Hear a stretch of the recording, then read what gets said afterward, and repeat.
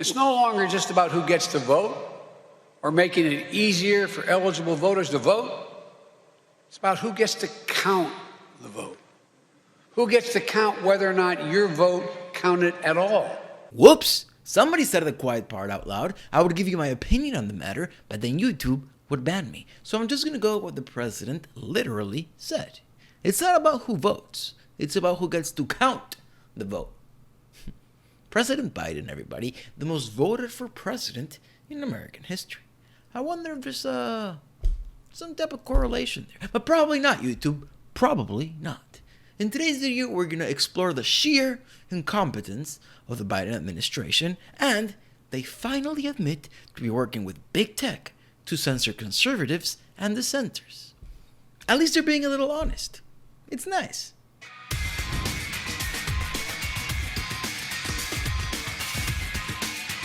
I think we should begin with yet another example of the Biden administration's sheer incompetence. In this next clip, you're going to see a member of the Biden administration being challenged by a journalist and being made to look like a fool. It's quite simple, really. Check it out.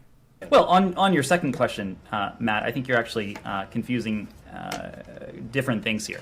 These are apples and oranges. Yes, we changed quite a few U.S. policies across a number of fronts. But I think you would be hard-pressed to find an international agreement that the United States signed on to during the last administration that this administration has jettisoned, done away with. This is the point that we have made in any number of different... How about the Geneva Protocol on the anti-abortion stuff? This was the point that we have made on any number of steps about the importance of the durability of American foreign policy across administrations. How about the agreements with the Northern Triangle, with Mexico and the Northern Triangle? Those are international agreements that you guys jettisoned. These are, Matt.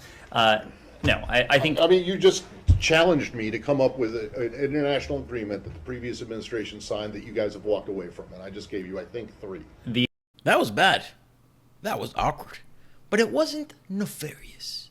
The Biden administration wanting to read your text messages, that would be nefarious.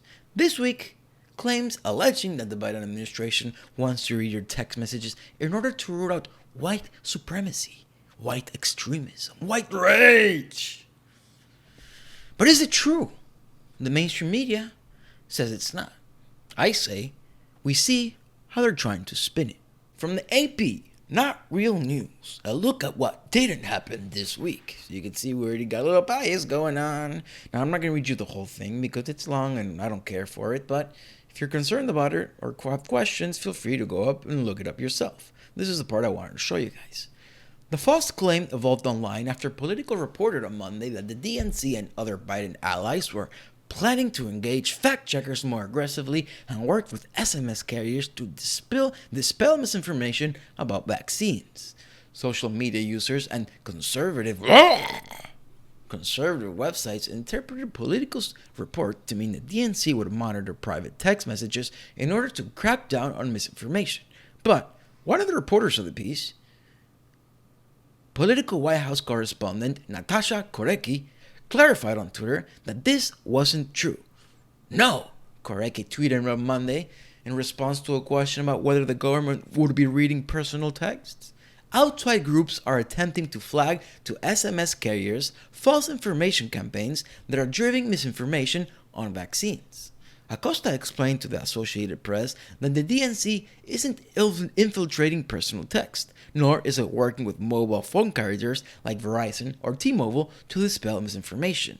Instead, Acosta said, the DNC is simply notifying SMS aggregator companies like Twilio and Bandwidth when it believes political mass text is fraudulent or violates the company's messaging policies. The only texts reviewed are those distributed en masse to American citizens throughout a broadcast text platform and reported to the DNC. The White House declined to comment on the record. I wonder why they declined to comment if they had nothing to hide. Also, they're not denying the claim. They're saying that the DNC is telling the SMS carriers whenever that political text goes en masse, to the American people. And they report it to the companies so the companies can see if they violate the rules. Come on. Is that not government entanglement? We're going to get to government entanglement. But I want to show you this. Facebook tests extremist content warning messages. Facebook is testing a feature in the US that asks users if they are worried somebody they know is becoming an extremist. I wonder where this would end. Other users may also receive an alert saying that they will have been exposed to extremist content. The trial messages are part of Facebook's Redirect initiative, which aims to combat extremism. Who defines extremism? The radical left. The pop-ups redirect users to a support page. This test is part of our larger work to assess ways to provide resources and support to people on Facebook who may have engaged with or were exposed to extremist content or may know someone who is at risk. A Facebook spokeswoman said, "The tech firm is working with non-governmental organizations and academic experts on this project," she added. She had to add that because they're scared of being blamed, of being extremely entangled with the government. And we will get to that, I promise. I think this is interesting because it encourages citizens of the United States to snitch on their neighbors. I wonder if I've seen that before. It reminds me of Nazi Germany, the Soviet Union, Communist China.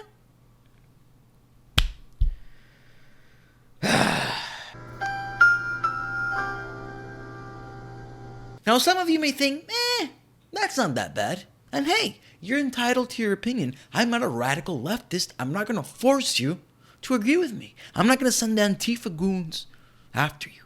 But if you didn't think that was bad, how about this next clip? In terms of actions, Alex, that we have taken, or we're working to take, I should say, from the federal government, we've increased disinformation research and tracking within the Surgeon General's office. We're flagging problematic posts for Facebook that spread disinformation. We're working with doctors and medical professionals to connect to connected medical experts who are popular with their audiences with accurate information and boost trusted content. First of all, for a White House press secretary, she ain't a very good speaker. I sure miss the beautiful, the articulate, the intelligent Kylie McEnany. Anyway, did you catch what she said? Two very concerning things. First, and I quote, they are pushing trusted content out there. What that means is that people like me, independent media, get deemed untrusted, and all you get to see is the mainstream establishment crafted message. How beautiful, how nice, how free. The second thing she said is that they are now flagging posts for Facebook to look at for misinformation and then maybe ban the users. And this, my friends, sounds bad, but in reality, it might be good. Because Facebook might have opened itself up to huge constitutional lawsuits. You see, my friends, when a private corporation and the government get entangled to a certain extent, the private institution's actions can be considered quasi-state actions. And what that means is that constitutional protections apply. Now, if a court would deem that this constitutes extreme entanglement to the extent where constitutional protections apply, Facebook would have to abide by the Constitution, meaning free speech protected, meaning you'll get due process if you get banned.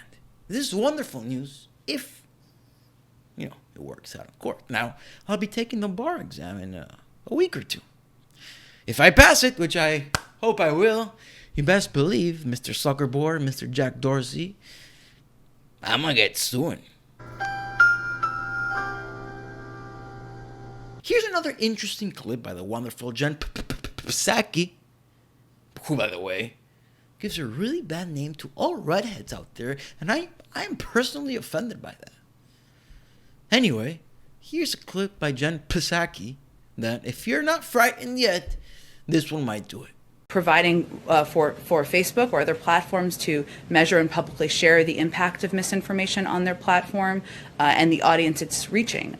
Also with the public, with all of you, to create robust enforcement strategies that bridge their properties and provide transparency about rules. You shouldn't be banned from one platform and not others for providing misinformation out there. Ban from one platform, ban from all. What the Biden administration and Jen Psaki desire. And that's quite interesting because the Biden administration spent the last year claiming that the Hunter Biden laptop story was fake news. Russian disinformation, they claimed. They also said that the Lavlik theory was xenophobic and conspiratorial. And people got banned for talking about those things. Yet, now we know that the Hunter Biden laptop story was true. Twitter came out and apologized. They said they were wrong for banning the story. Yet, the damage is done. Now, the Biden administration has come out and said, and I quote, the Wuhan Lavlik theory is just as credible as a natural explanation. Yet, people got banned for talking about it. So the question is, if we're going to ban people for misinformation, who the fuck gets to be the minister of truth? Right? Is that not the problem? And by the way, Jen Psaki, can you explain this tweet? Hunter Biden's story is Russian disinformation, dozens of former intel officials say. That's disinformation.